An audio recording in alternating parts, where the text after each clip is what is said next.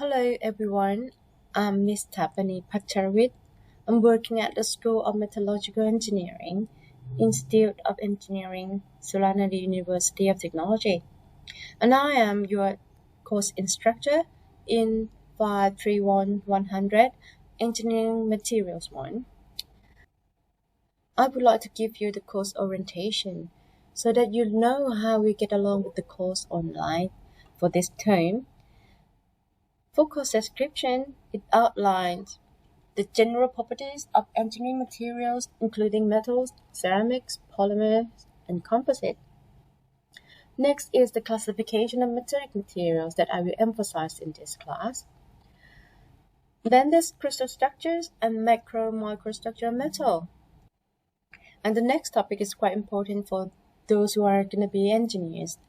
That is the mechanical and how to do the test. The next topic I believe that you might not feel quite comfortable with is the phase equilibrium diagrams and their interpretation, that you have to deal with the alloy composition and temperature. The next two topics that are quite easy to get along with for you, the metal processing and heat treatment of the metals, that we use different techniques to change the metal into desirable shape. And then in this topic, I think it's quite useful in that you can relate structure, property, processing, and application in metallic materials before we go to the final topic is the materials degradation. So for the learning outcomes of the course, by the end of this course, I hope that you can categorize the engineering materials. As you can see from this picture, there are a variety of materials involved. And to define the mechanical properties and explain the test method and interpretation.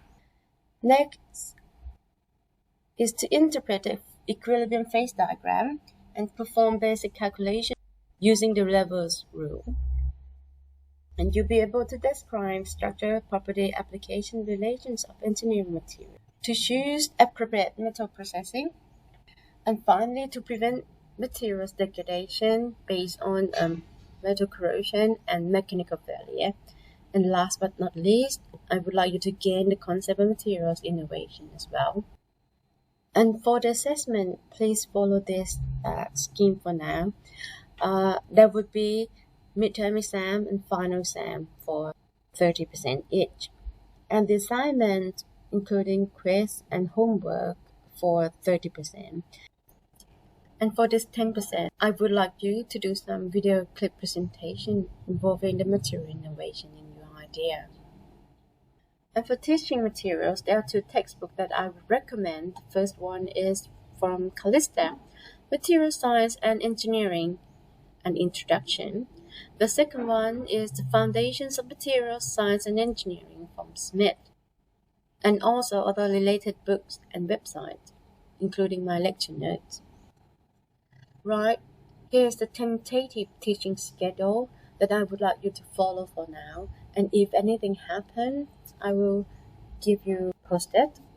So today is the first week that I give you some course orientation and also Chapter 1, Introduction to Engineering Materials and Innovation, that I have already prepared the video clips that you can follow on the YouTube or Facebook. And then next week, we move on to Chapter 2 on crystal structures of metallic materials. The week after then, week 3 and 4, we will do some mechanical properties and testing of the metals.